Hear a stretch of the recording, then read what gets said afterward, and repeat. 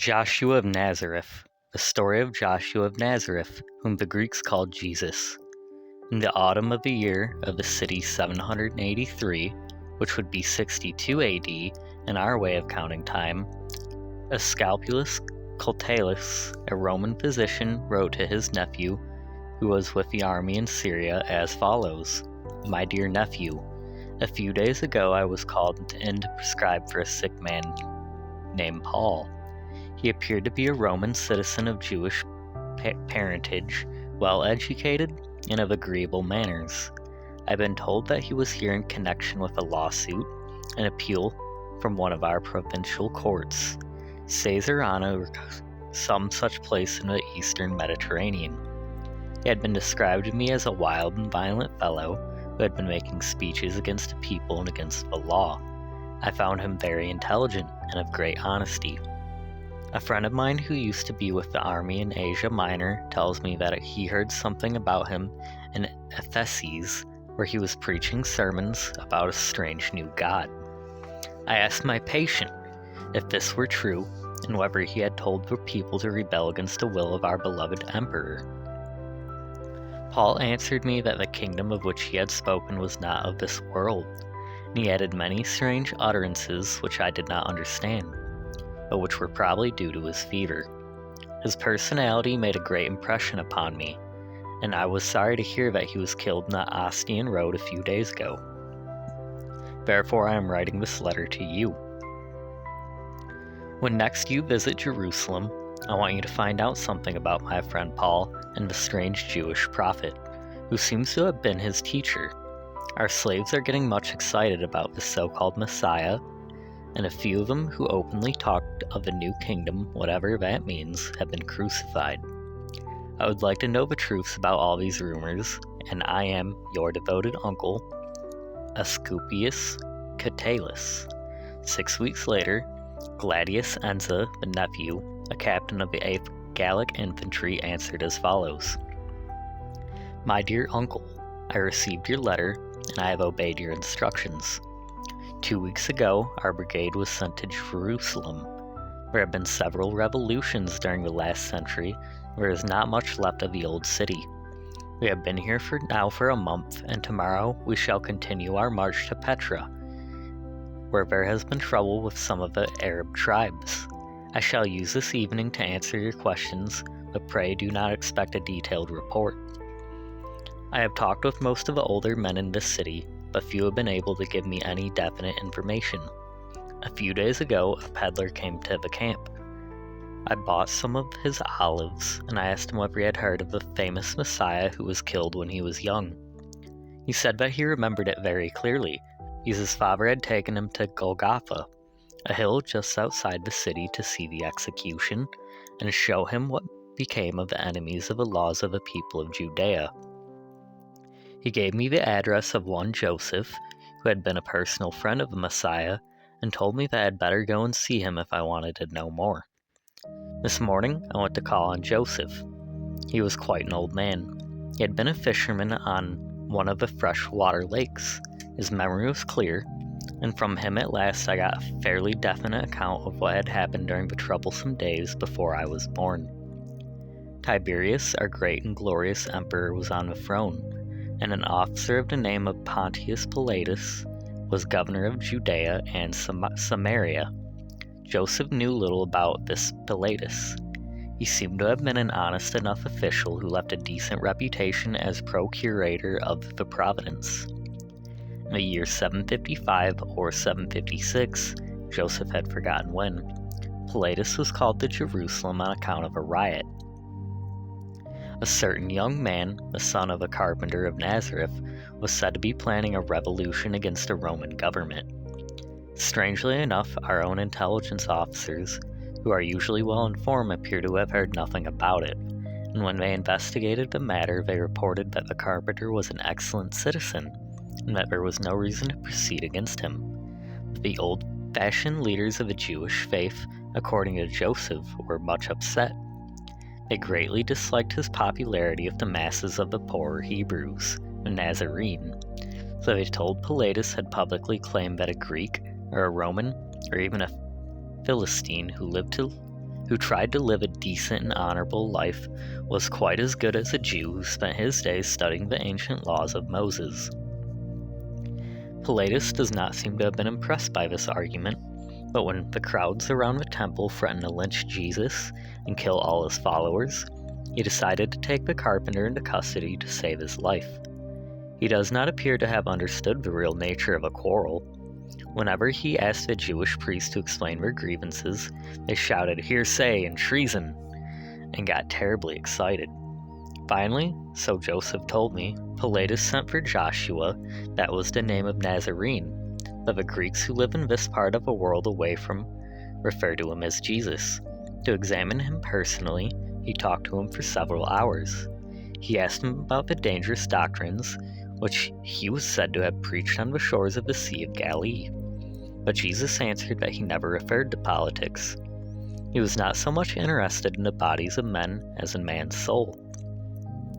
He wanted all people to regard their neighbors as their brothers and to love one single God who was the Father of all living beings. Pilatus, who seemed to have been well versed in the doctrines of the Stoics and other Greek philosophers, does not appear to have discovered anything seditious in the talk of Jesus. According to my informant, he made another attempt to save the life of a kindly prophet. He kept putting the execution off. Meanwhile, the Jewish people, lashed into fury by their priests, got frantic with rage. There had been many riots in Jerusalem before this, and there was only a few Roman soldiers within calling distance. Reports were being sent to the Roman authorities in Caesarea that Pilatus had fallen victim to the teachings of the Nazarene. Petitions were being circulated all through the city to have Pilatus recalled. Because he was an enemy of the emperor, you know that our governors have strict instructions to avoid an open break with their foreign subjects. To save the country from the civil war, Pilatus finally sacrificed his prisoner, Joshua, who behaved with great dignity, and who forgave all those who hated him. He was crucified amidst the howls and the laughter of a Jerusalem mob. This is what Joseph told me, with tears running down his old cheeks. I gave him a gold piece when I left him, but he refused it and asked me to hand it to one poorer than himself. I also asked him a few questions about your friend Paul. He had known him slightly. He seems to have been a tent maker who gave up his profession that he might preach the words of a loving, forgiving God, who is so very different from the Jehovah of whom the Jewish priests are telling us all the time. Afterwards, Paul appears to have traveled much in Asia Minor and Greece, telling the slaves that they were all children of one loving Father, and that happiness awaits all, both rich and poor, who have tried to live honest lives and have done good to those who are suffering and miserable. I hope that I've answered your questions to your satisfaction. The whole story seems very harmless to me as far as the safety of the state is concerned. But then, we Romans never shall be been able to understand the people of this province. I'm sorry that they have killed your friend Paul. I wish I were at home again, and I am, as ever, your dutiful nephew, Gladius Enza. The Fall of Rome. The Twilight of Rome. The textbooks of ancient history give the date 476 as the year in which Rome fell. As in that year, the last emperor was driven off his throne. But Rome, which was not built in a day, took a long time falling. The process was so slow and so gradual that most Romans did not realize how their old world was coming to an end. They complained about the unrest of the times, they grumbled about the high prices of food, and about the low wages of the workmen. They cursed the profiteers who had a monopoly of the grain and the wool of the gold coin. Occasionally they rebelled against an unusually rapacious governor, but the majority of the people during the first 4 centuries of our era ate and drank whatever their purse allowed them to buy, and hated or loved according to their nature, and went to the theater whenever there was a free show of fighting gladiators, or starved in the slums of the big cities, utterly ignorant of the fact that their empire had outlived its usefulness and was doomed to perish. How could they realize the threatened danger? Rome made a fine showing of outward glory. Well-paved roads connected the different provinces. The imperial police were active and showed little tenderness for highwaymen. The frontier was closely guarded against the savage tribes who seemed to be occupying the wastelands of northern Europe. The whole world was paying tribute to the mighty city of Rome, and a score of able men were working day and night to undo the mistakes of the past and bring about a return to the happier conditions of the earlier republic. But the underlying causes of the decay of the state, of which I have told you in a former chapter, had not been removed, and reform therefore was impossible. Rome was first and last, and all the time, a city-state as Athens and Corinth had been city-states in ancient Hellas.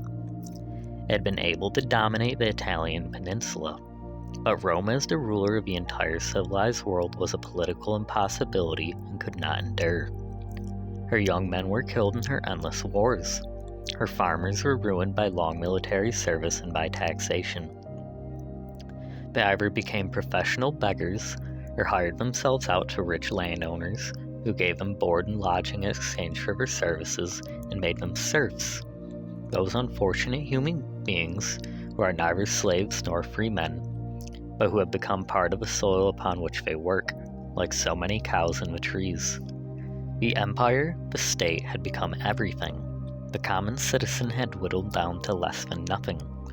As for the slaves, they had heard the words that were spoken by Paul. They had accepted the message of a humble carpenter of Nazareth.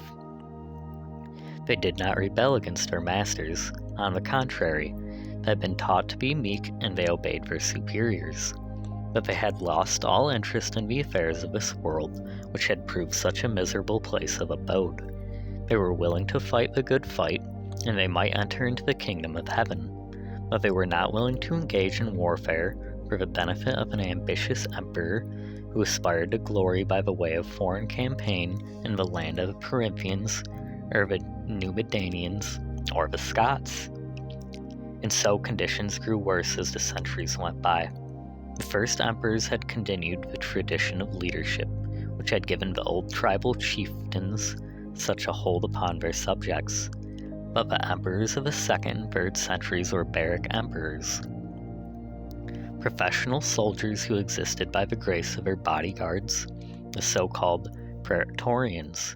They succeeded for each other with terrifying rapidity, murdering their way into the palace and being murdered out of it as soon as their successors had become rich enough to bribe the guards into a new rebellion. Meanwhile, the barbarians were hammering at the gates of the northern frontier. As there were no longer any native Roman armies to stop their progress, foreign mercenaries had to be hired to fight the invader. As the foreign soldier happened to be of the same blood as the supposed enemy, he was apt to be quite lenient when he engaged in battle. Finally, by way of experiment, a few tribes were allowed to settle within the confines of the empire. Others followed. Soon these tribes complained bitterly of the greedy Roman tax gatherers who took away their last penny. When they got no redress, they marched to Rome and loudly demanded that they be heard. This made Rome very uncomfortable as an imperial residence. Constantine, who ruled from 323 to 337, looked for a new capital. He chose Byzantium, the gateway of the commerce between Europe and Asia. The city was renamed to Constantinople, and the court moved eastward. When Constantine died, his two sons, for the sake of a more efficient administration, divided the empire between them. The elder lived in Rome and ruled in the west. The younger stayed in Constantinople and was the master of the east. Then came the 4th century and the terrible visitation of the Huns, those mysterious Asiatic horsemen who for more than 2 centuries maintained themselves in northern Europe and continued their career of bloodshed until they were defeated near Chalons-sur-Marne, Marne in France, in the year 451. As soon as the Huns had reached the Danube, they had began to press hard against the Goths. The Goths, in order to save themselves, were thereupon obliged to invade Rome. The Emperor Valens tried to stop them, but was killed near Adrianople in the year 378. 2 years later, Under their king Alaric, these same West Goths marched westward and attacked Rome. They did not plunder and destroyed only a few palaces. Next came the Vandals, and showed less respect for the venerable traditions of the city. Then the Burgundians, then the East Goths, then the Alemanni, then the Franks. There was no end to the invasions. Rome at last was the mercy of every ambitious highway robber who could gather a few followers. In the year 402, the emperor fled to Ravenna, which was a seaport and strongly fortified, and there in the year 475, Odoacer, commander of regiment of the German mercenaries, who wanted the farms of Italy to be divided among themselves, gently but effectively pushed Romulus Augustulus, the last of the emperors who ruled the western division, from his throne, and proclaimed himself patriarch or ruler of Rome. The eastern emperor, who was very busy with his own affairs, recognized him, and for 10 years Odoacer ruled, and that was left of the western provinces. A few years later, Theodoric, king of the East Goths, invaded the newly formed patriarch, took Ravenna, murdered Odoacer at his own dinner table, and established a Gothic kingdom amidst the ruins of the western part of the empire. The patricide state did not last long. In the 6th century, a motley crowd of Lombards and Saxons and Slavs and Avars invaded Italy, destroyed the Gothic kingdom, and established a new state of which Pavia became the capital. Then at last the imperial city sank into a state of utter neglect and despair. The ancient palaces had been plundered time and time again. The school had been burned down. The teachers had been starved to death. The rich people had been thrown out of their villas, which were now inhabited by evil-smelling and hairy barbarians. The road had fallen into decay. The old bridges were gone, and commerce had come to a standstill. Civilization, the product of thousands of years of patient labor on the part of Egyptians and Babylonians, and Greeks and Romans, which had lifted man high above the most daring dreams of his earliest ancestors, threatened to perish from the western continent. It is true that in the Far East, Constantinople continued to be the center of an empire for another 1,000 years, but it hardly counted as part of the European continent. Its interest lays in the East. It begins to forget its western origin. Gradually, the Roman language was given up to the Greek. The Roman alphabet was discarded, and Roman law was written in Greek characters and explained by Greek judges. The emperor became an Asiatic despot, worshipped as the godlike kings of Thebes had been worshipped in the Valley of Nile 3,000 years before. When missionaries of a Byzantine church looked for fresh fields of activity, they went eastward and carried the civilization of Byzantium into the vast wilderness of Russia. As for the West, it was left to the mercies of the barbarians. For 12 generations, murder, war, arson, plundering were the order of the day. One thing and one thing alone saved Europe from complete destruction, from return to these days of cavemen and the hyena. This was the church, the flock of humble men and women who for many centuries had confessed themselves to followers of Jesus, the carpenter of Nazareth, who had been killed that the mighty Roman Empire might be saved the trouble of a street riot in a little city somewhere along the Syrian frontier.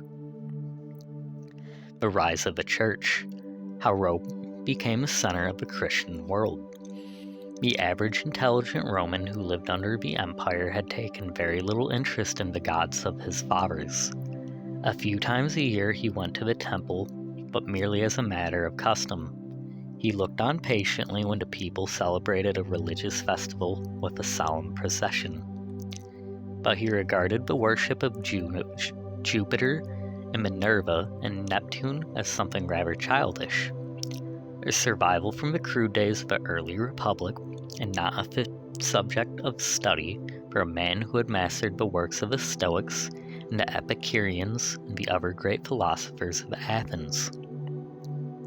This attitude made the Roman a very tolerant man. The government insisted that all people, Romans, foreigners, Greeks, Babylonians, Jews, should pay a certain outward respect to the image of the emperor, which was supposed to stand in every temple. Just as a picture of a president of the United States is apt to hang in an American post office. But this was a formality without any deeper meaning. Generally speaking, everybody could honor, revere, and adore whatever gods he pleased, and as a result, Rome was filled with all sorts of queer little temples and synagogues, dedicated to the worship of Egyptian and African and Asiatic divinities. When the first disciples of Jesus reached Rome and began to preach their new doctrine of the universal brotherhood of man, nobody objected. The man in the street stopped and listened. Rome, the capital of the world, had always been full of wandering preachers, each proclaiming his own mystery. Most of the self-appointed priests appealed to the senses, promised golden rewards and endless pleasure to the followers of their own particular god.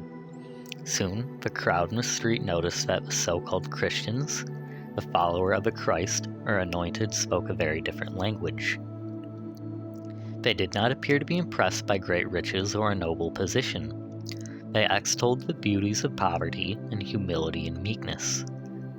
These were not exactly the virtues which had made Rome the mistress of the world. It was rather interesting to listen to a mystery which people in the heyday of their glory and their worldly success could not possibly bring them lasting happiness. Besides, the preachers of the Christian mystery told dreadful stories of a fate that awaited those who refused to listen to the words of the true God. It was never wise to take chances. Of course, the old Roman gods still existed, but were they strong enough to protect their friends against their powers of this new deity, who had been brought to Europe from distant Asia? People began to have doubts. They returned to listen to further explanations of a new creed. After a while, they began to meet the men and women who preached the word of Jesus. They found them very different from the average Roman priests. They were all dreadfully poor. They were kind of slaves and animals. They did not try to gain riches, and gave away whatever they had. The example of their unselfish lives forced many Romans to forsake the old religion. They joined the small communities of Christians who met in the back rooms of private houses, or somewhere in an open field, and the temples were deserted. This went on year after year, and the number of Christians continued to increase. Presbyters or priests, the original Greek meant elder, were elected to guard the interests of the small churches. A bishop was made the head of all the communities within a single province. Peter, who had followed Paul to Rome, was the first bishop of Rome. In due time, his successors, who were addressed as Father or Papa, came to be known as popes. The church became a powerful institution within the empire. The Christian doctrines appealed to those who despaired of this world. They also attracted many strong men who found it impossible to make a career under the imperial government, but who could exercise their gifts of leadership among the humble followers of a Nazarene teacher. At last, the state was obliged to take notice. The Roman Empire, I have said this before, was tolerant through indifference. It allowed everybody to seek salvation after his or her own fashion. But it missed that the different sects keep at peace among themselves and obey the wise rule of live and let live. The Christian communities, however, refused to practice any sort of tolerance. They publicly declared that their God, and their God alone, was the true ruler of heaven and earth, and all other gods were impostors. This seemed unfair to other sects, and the police discouraged such utterances.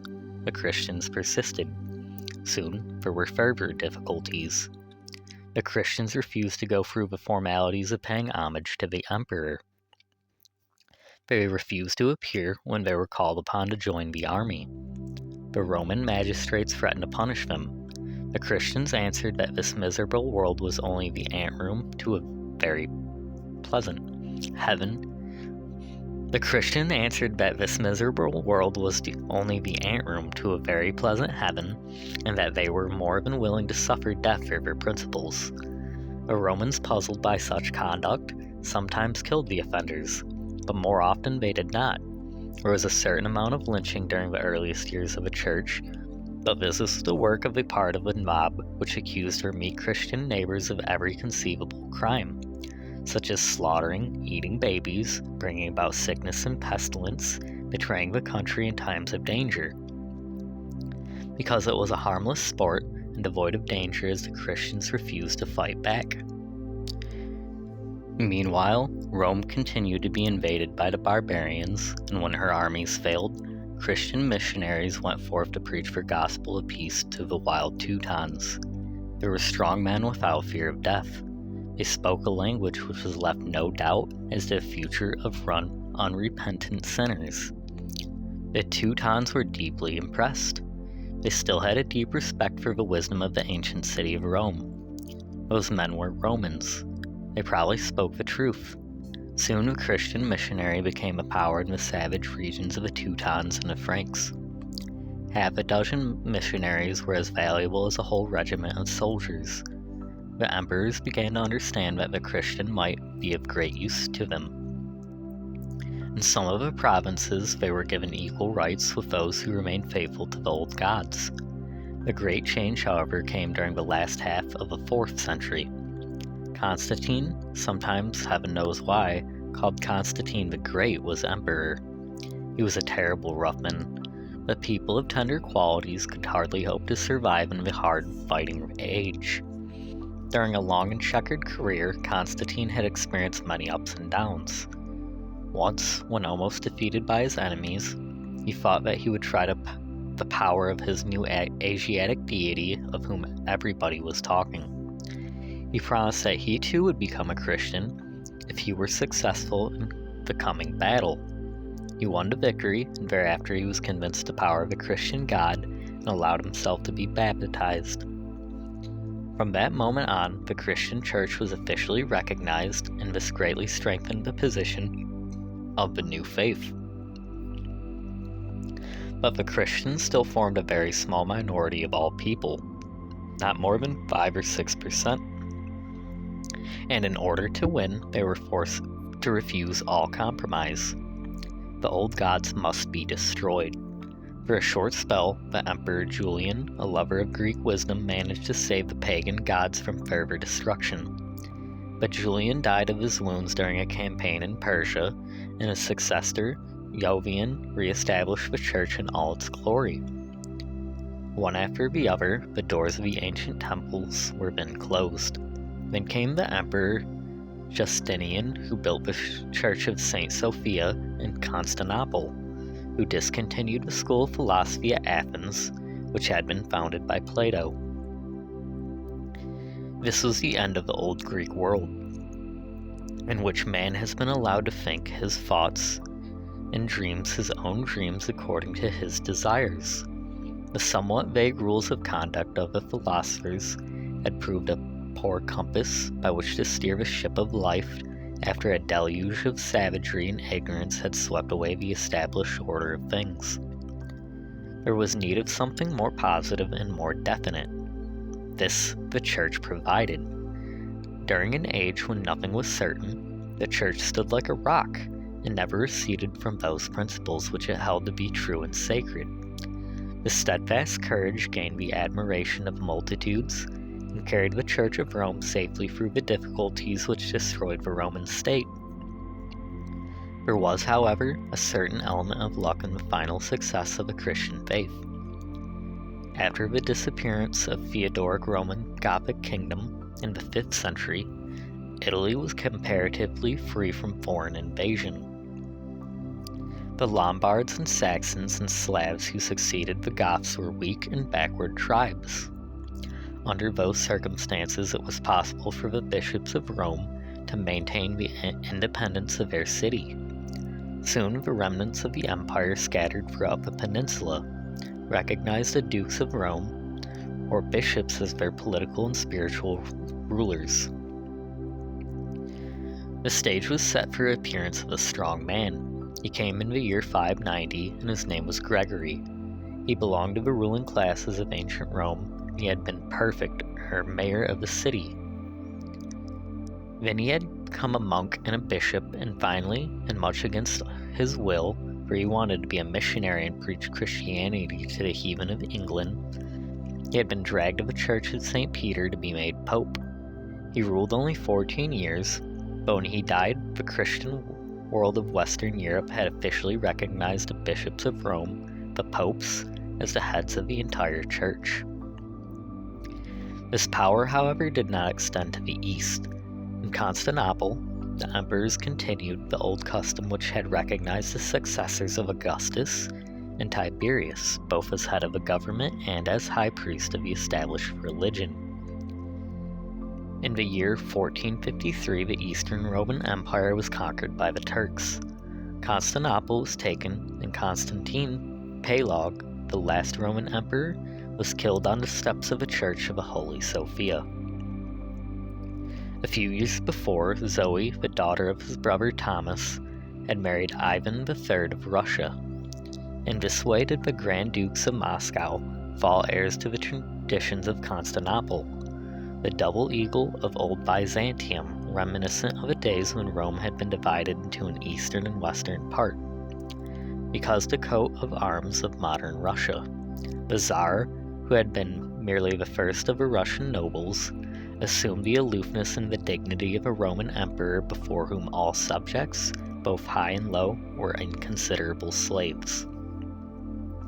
The court was refashioned after an Oriental pattern which the Eastern emperors had imported from Asia and from Egypt, and which, so they flattered themselves, resembled the court of Alexander the Great.